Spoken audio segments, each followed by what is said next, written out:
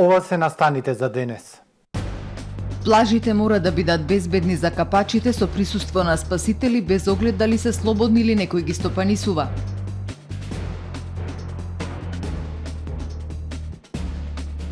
Предложени законски измени со кои продавниците во Охрид и Струга ќе може да работат и во недела.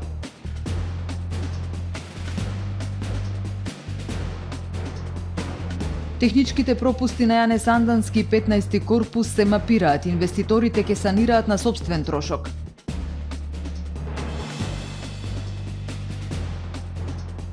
Собраќајниот хаос го прават сите учесници. Повеќе од половина од жените во Македонија не одат на редовен гинеколошки преглед. За најавените и за останатите содржини за денес, ќе ве информираме во дневникот кој започнува повременската прогноза. Останете со нас.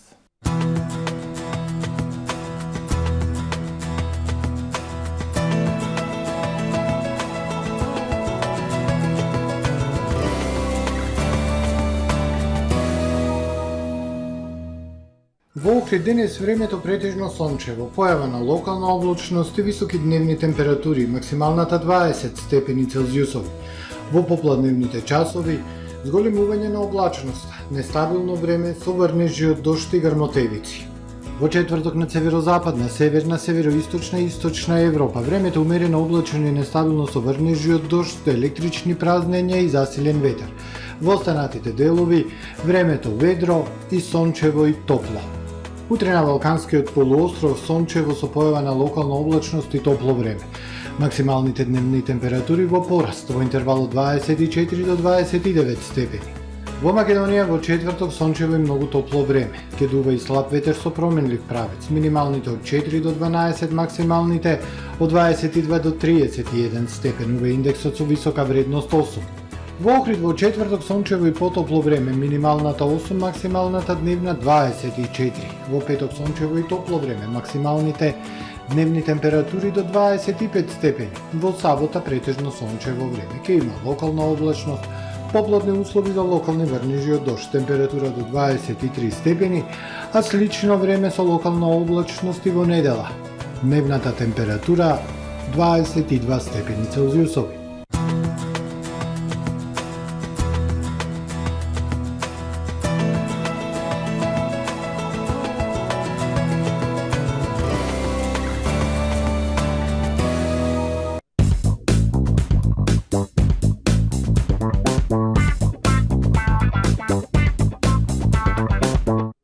Добре дојдовте во светот на Кармен Бау Центар. Во беспрекорно уреден продажен простор, купувањето во еден Бау Центар никогаш не било попријатно. Со гордост ви го представуваме нашиот шоурум Мараци, со најголем избор на плочки од Мараци и санитарија од светски познатите брендови Грое, Колпасан, Идеал Стандард, Рока, Унитас. На располагање ви е нашиот архитект, кој ќе ви помогне во осмислување на вашиот проект. Располагаме со најбогатата палета на ламинат во државава. Одберете од 100 различни дизајни на Swiss Chrono. Покрај стандардниот избор на фасадните системи Knauf и Бекамент, ви нудиме богат избор на професионален алат на реномираните производители Bosch и DeWalt. Кармен Бау Центар на улица Железничка. Супер акција во Миса Маркети. Пасирани домати Ханс 700 грама 47 денари. Сомерсби 0,33 литри 45 денари. Кронер пиво 0,5 литри 29 денари. Перфекс 8 плюс 2 гратис 99 денари. Ленор Spring Awakening 229 денари. Пазарете со мерак, ваши Миса Маркети.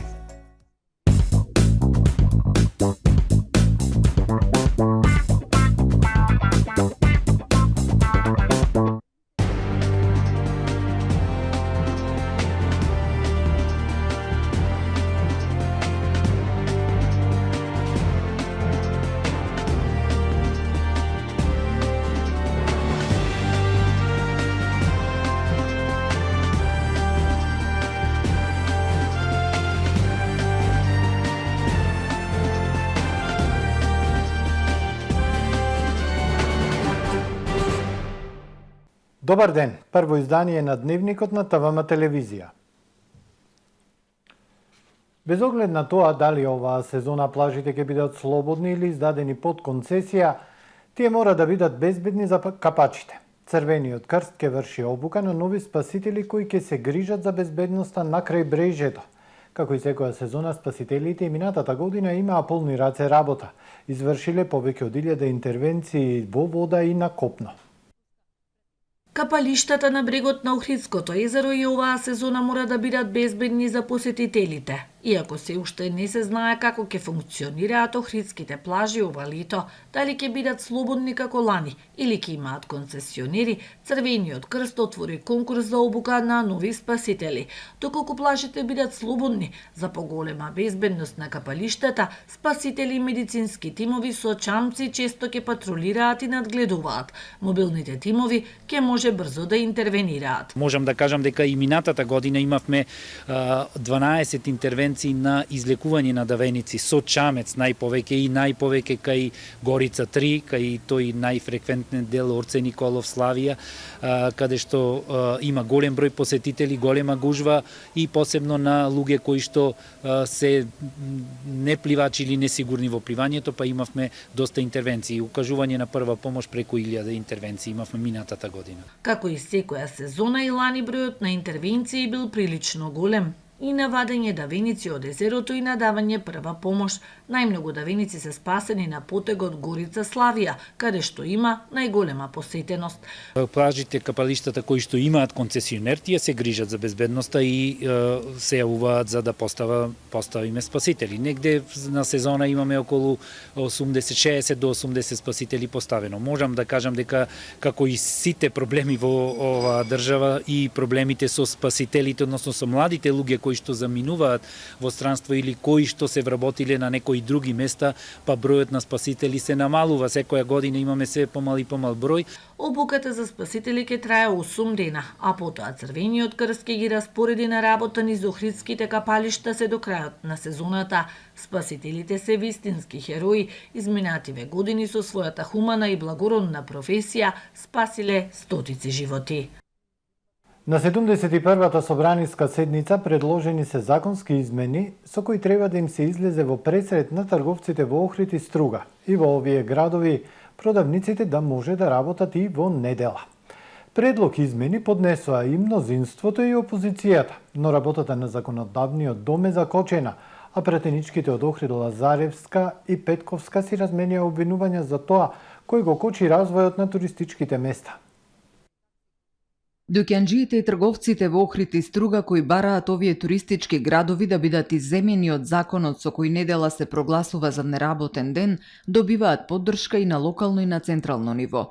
Во нивната иницијатива ги поддржаа локалните власти и градоначалниците Кирил Пецаков и Рамис Мерко, за да им се излезе во пресред на охридските и струшките трговци, но и за целокупниот локален економски развој на овие туристички места кои се најпосетени преку викенд. Во собранието поднесени се и предлози за законски измени и од позицијата и од опозицијата. На вчерашната седница на парламентот пратениците од владеачкото мнозинство поднесоа два закони: Закон за измени и дополнување на Законот за трговија и за измени и дополнување на Законот за работни односи. Измените им се дава можност на продавниците на туристичките места, на слободните царински продавници лоцирани на меѓународните аеродроми после царинските контролни точки, ако и на цветните пазари да работат во ден, недела и во празниците. И уште една работа. На предлогот на Државниот пазарен инспекторат и на Државниот трудов инспекторат извршено е допрецизирање и на прекршочните одредби од законот со цел доследна примена на истите. Но вчера во Законодавниот дом по целодневна расправа не беше утврден дневниот ред. За збор се пријавија 37 пратеници од опозицијата за измени и дополнувања. Случувањата на вчерашната пленарна седница се најдобар сведок за дволичноста на власта која со избрзаните законски решенија туристичките места ги направи неатрактивни викенд дестинации, изјави денеска Лидија Петковска, пратеничка од Охрид од редовите на ВМРО ДПМН. На 18 април пратеничката група на ВМРО-ДПМН поднесе предлог закон за дополнување на Законот за трговија по скратена постапка, со кој побаравме туристичките места да можат да работат и во недела. Овој наш предлог вчера беше одбиен само затоа што на 9 мај колегите од мнозинството поднеле идентичен закон со идентична цел, но наместо ползата што ќе ја имаат граѓаните од законското решение, побитно им било кој ќе биде предлагачот. Таа потенцира дека пратеничката група на ВМРО-ДПМН смета дека предлог законот за измена на Законот за трговија мора што побрзо да се донесе, без оглед кој е предлагачот, затоа што пред се е во полза на туристичкиот економскиот развој на Охрид и Струга.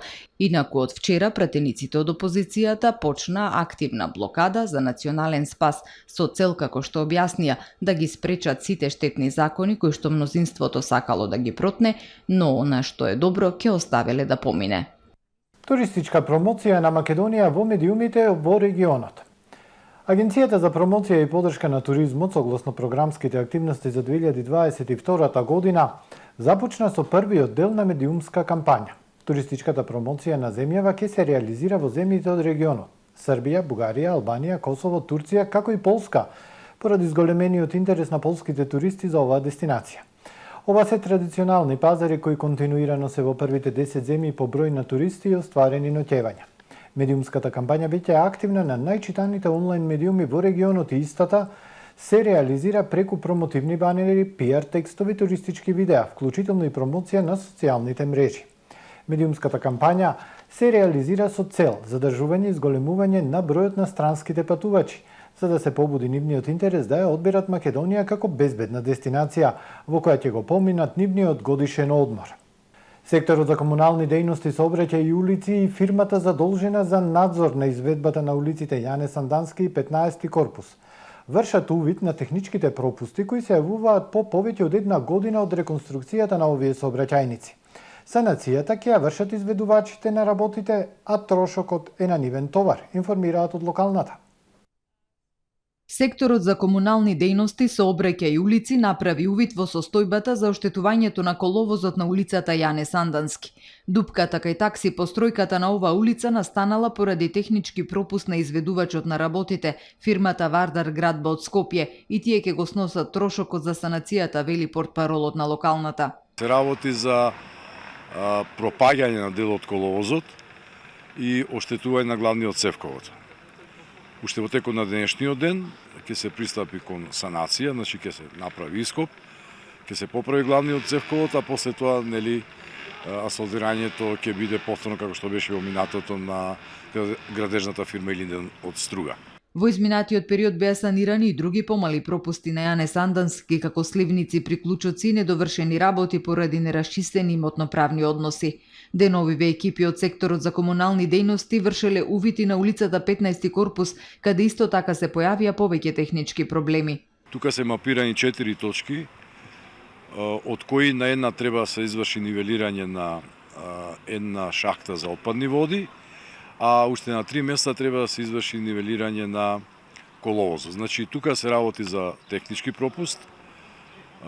Тука знаете дека изведуваш на работи, тоа беше проект на Министерството за транспорт и врски, се разбира, а изведуваш на работите беше фирмата Коп Инженеринг од Скопје. Исто така теретот е на оваа фирма. За 15 корпус надзорот над градежните зафати ги вршеше фирмата Столп од Битола, при што сите недостатоци се констатирани, изготвени се записници и најдоцна од иднава недела ќе започне санацијата. Вкупно 160 вреќи пластичен отпад и 10 вреќи хартија беа подигнати во рамки на еколошката акција Генералка Викенд, која се одржа во саботата на 7 мај во Охрид. Акцијата ја реализира општина Охрид и јавното предпријатие Охридски комуналец со поддршка на Сдруженијето Брег на младоста, компанијата Костел и учениците од сите општински училишта. Во теренските активности беше опфатен потегот од плажата Горица до местноста Свети Стефан, потегот од Билјанини извори до хотел Парк и дворните места на училиштата. Еколошката акција ја организираше Менен Маунтин со поддршка на Пивара Скопје, Пакомак и Министерството за животна средина. Целта на акцијата е подигнување на еколошката свест за одговорност кон природата и за секој 10 кг собран отпад да се засади по едно дрво. Стоп за брзањето, нетрпеливоста и нетолеранцијата во сообраќајот. Сообраќајната култура е на ниско ниво во нашата средина. На Светскиот ден на културата во сообраќајот за намалување на сообраќајниот хаос е потребно зголемено внимание на сите учесници на јавните површини. Сообраќајниот хаос го прават сите учесници во него, а не само возачите на моторни возила, смета Сонја Шикаловска, сообраќаен инженер и инструктор. Сите учесници се одликуваат со некој вид низок степен на култура во сообраќајот. Секојдневно има ситуации на непочитување на предност на минување на пешаците на пешачките премини, узурпирање од возила на тротоарите, пешачките и велосипедските патеки, недржење доволно растојание од велосипедите, нетрпелив однос кон постарите и изнемоштени лица, наведува Шикаловска. Е на многу ниско ниво сообраќајната култура, тргнувајќи во однос на движење на пешаците, понатаму тргнувајќи во однос на движење на велосипедистите, кои што, да речеме, ги користат сообраќајните површини непрописно движење, не сметајќи дека представуваат препрека и опасности за пешаците и за останатите учесници во сообраќај, тргнувајќи од превозот на деца, значи во возилата, начинот на превезување на децата, влегување и излегување од возило, и како ново превозно средство што го имаме во сообраќајот, тоа е електричен тротинет. Значи, многу наши граѓани не се запознаени со колкава возраст може да управуваат децата такви превозни средства. Културата и безбедноста во сообраќајот се во взаемна корелација. Безбедноста во сообраќајот зависи од нивото на сообраќајната култура, децидна Шикаловска. Прописното однесување во сообраќајот се учи од најмали нозе. Многу е важно како ги воспитуваме и каков пример им даваме на децата. На јавните површини треба да внимаваат не само возачите, туку сите учесници во сообраќајот. Пешачкиот остров, значи како поим, сите најмалку го разбираме. Значи поим пешачки остров вика дека е таа површина кај што мора пешакот да застане и повремено да се задржи. Значи не само да претрча преку пешачкиот остров и да продолжи со преминување преку улица без да застане и без да обрне внимание на возилата кои што доаѓаат. На Светскиот ден на културата во сообраќајот препораката е зголемено внимание на јавните површини, стопирање на брзањето, помалку нетрпеливост и поголема толеранција.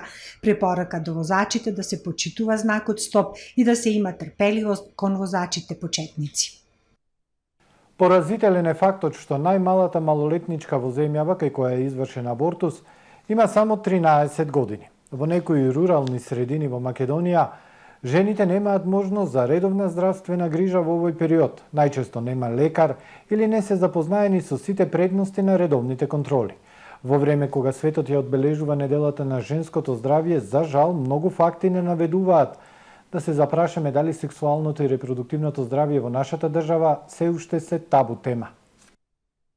Поразителни се информациите кои зборуваат за тоа колку сексуалното и репродуктивното здравје во нашава држава се уште за жал се табу тема. Едукацијата на младите е создавање основа за долгорочни здравствени и развојни придобивки за поединецот, семејствата и заедницата.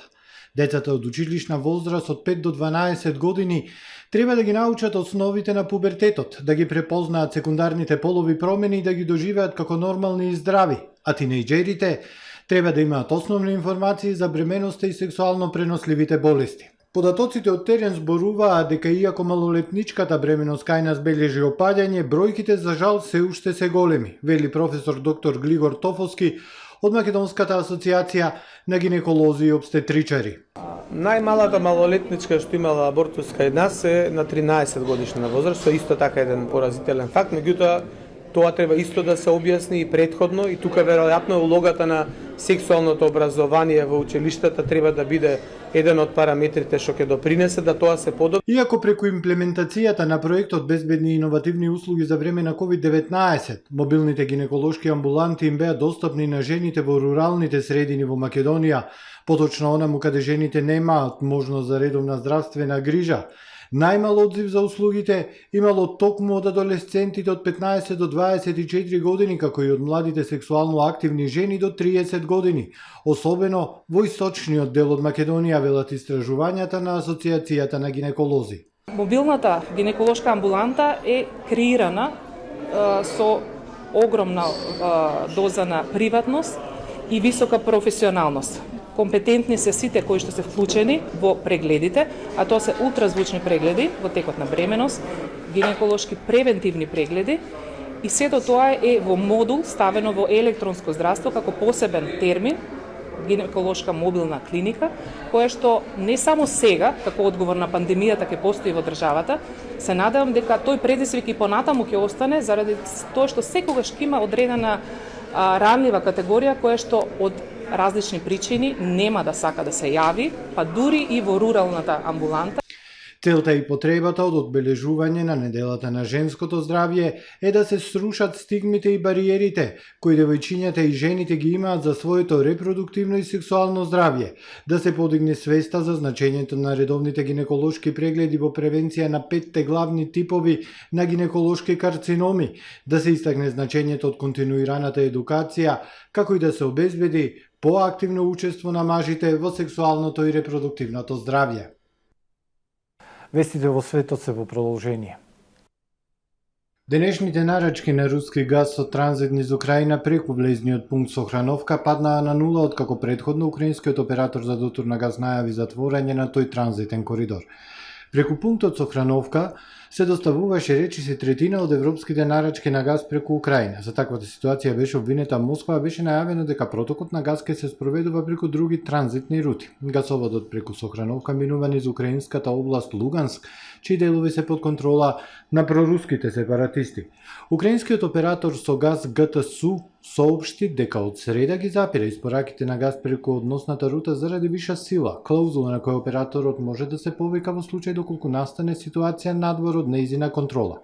Но Газпром, компанијата под контрола на Кремљ, има монопол врз рускиот газ, соопшти дека е технички невозможно да се испорачаат сите количества газ преку друга интерконекција како што предлага ГТСУ. Според вчерашните податоци по барувачката на руски газ за Европа низ Украина преку влезниот пункт Суџа, вчера изнесуваше 72 милиони кубни метри.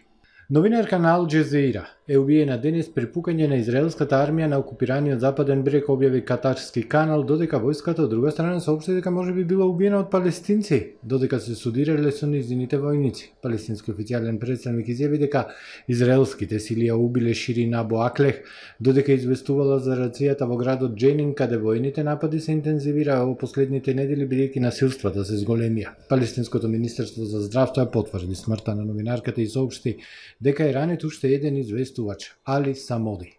Судот во Ел Салвадор осуди жена на 30 години затвор бидејќи морала да абортира поради медицински причини. Според Associated Press, жената е осудена на повеќегодишна затворска казна за тешко убиство. Група граѓани кои ја поддржуваат декриминализацијата на абортусот изјавија дека жената идентификувана како Есме била осудена во понеделникот, поминала 2 години во истражен затвор по апсењето, кога побарала лекарска помош во државна болница. Во Ел Салвадор е на сила целосна забрана за абортус, па затоа многу жени се уапсени и осудени на затвор за абортуси пријавени кај властите. Речиси 180 жени се кривично гонети во последните 20 години. Од 2009 година владата ослободила само 64 жени. Emergent Biosolution, долгогодишен добавувач на американската влада, ангажиран во производството на стотици милиони дози вакцини против COVID-19, криел докази за проблеми со контролата на квалитетот на инспекторите на администрацијата за храна и лекови FDA во февруари минатата година. 6 недели пред да ги извести федералните власти дека 15 милиони дози на вакцината Johnson & Johnson биле контаминирани. Ова е објавено во неговиот извештај на Комитет за надзор и реформи на представничкиот дом на Американскиот конгрес кој го предводат демократите. Извештајот се заснува на внатрешни мејлови, документи на компанијата и интервјуа, пишува New York Times. Весникот минатата година објави дека висок функционер на операцијата Warp Speed, иницијатива на администрацијата на Трамп за брз развој на вакцини, предупредил во јуни 2020-та дека подпирањето на фабриката ќе представува ризики, дека ситуацијата треба внимателно да се следи. Ова е се во првиот дневник на ТВМ. Ви благодарам што не следевте. Пријатно.